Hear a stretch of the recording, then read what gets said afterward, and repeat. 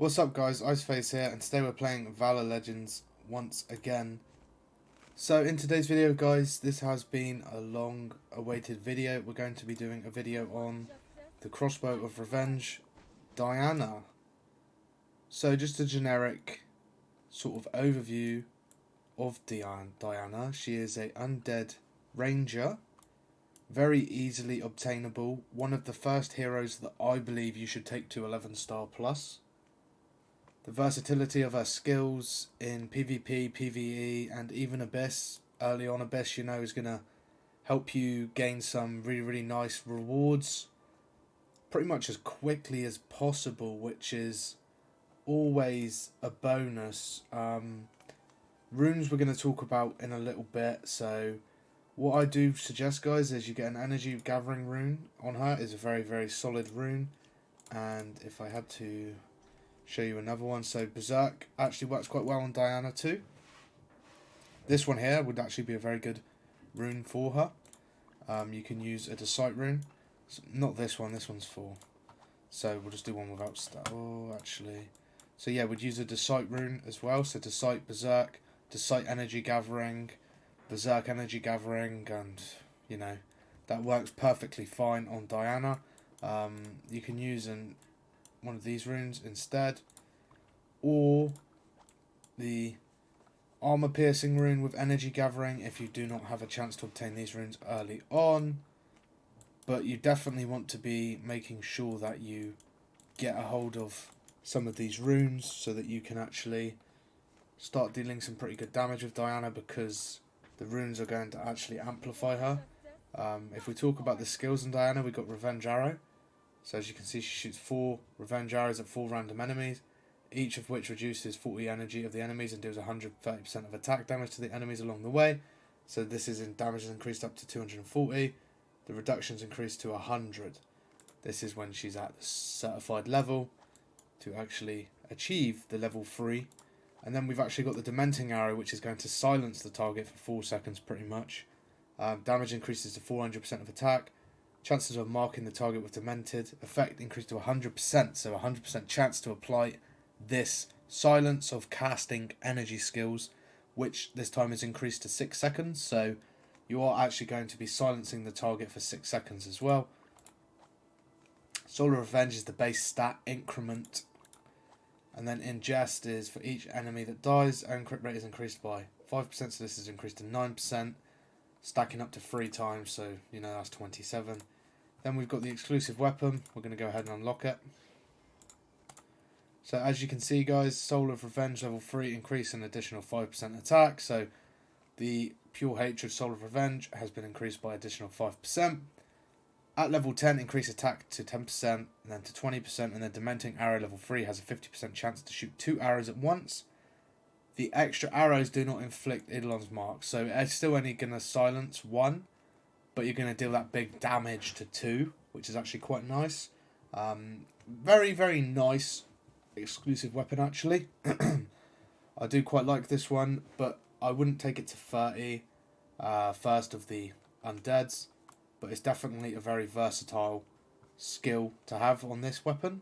Dealing more damage is always nice, and it's going to help you out in Abyss.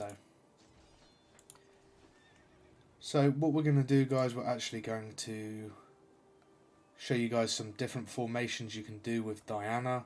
And to do that, we're just going to go to the arena, and we're going to go to formation, and we're going to take everyone away. So first of all, we're going to do Guild Wars formations.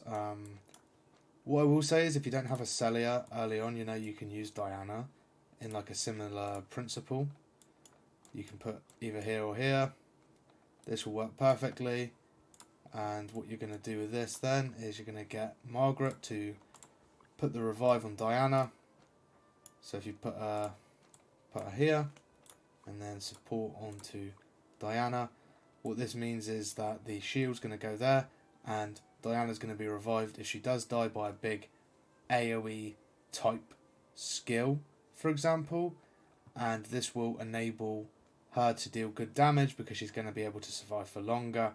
And of course this means that 2 heroes have a revive on them, and the shield is going to go on to Margaret, which is going to increase the duration in which she can survive. This is a very similar formation to what you run with Celia, so you just do the swap to Celia when you do eventually unlock her and just do it like this. But of course you can play around with it. One of the things about Diana is you kind of want to keep her out of the reach of enemies, so if you're setting up for PvE, for example, you can put the mark on her. I'd rather use Lionel in PvP, to be honest with you. So we've got her like this, Lionel, Margaret, easy peasy. Early game we might use a Terrence as well to draw out an assassin from this side, or we might use him here to drag out some frontliners to the back so that she can deal more damage. And then if we're setting up like this, if we're using more heroes that aren't, you know, pay to win, for example, we'll put one in there. We can put an Olivia right next door to Diana, which is going to increase her rage regeneration, meaning she'll do more damage. We could take this out, we could go like this type of thing, or we could put Olivia at the back, depending on what type of assassin it is.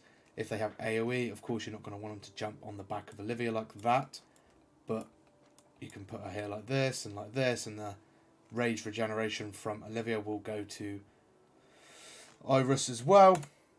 But there's many different sorts of formations you can do. Different freeze formations. I mean, I guess if it's not your primary team, you could do a Flora at the back and a Lionel at the front. Like this works too.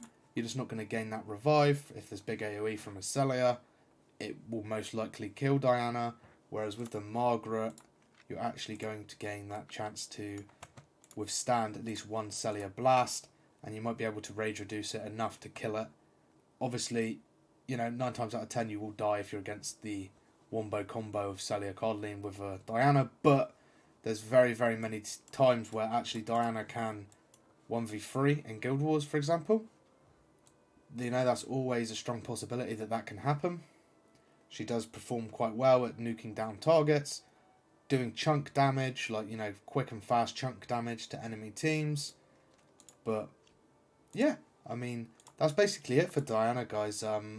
If I had to rate her out of 10, she's a 10 out of 10 early game, probably a 9 out of 10 mid game, and an 8 out of 10 late game, because obviously lights and, well, the shadows and lights are going to dominate. Late game predominantly, like, you know, 8 out of 10 times people will be using light and shadow teams, but there's always times where there's not. But, like, you know, she is the cheaper version of Celia for me, anyway. Obviously, Celia offers a lot more utility, but Diana, early game, is going to help you progress so far. So you definitely do need to make sure you push for her and obtain her. So that being said, guys, if you have enjoyed today's video, do smash a like. Subscribe to the channel to never miss out on the daily Valor Legends content, and I will see you all on the next one.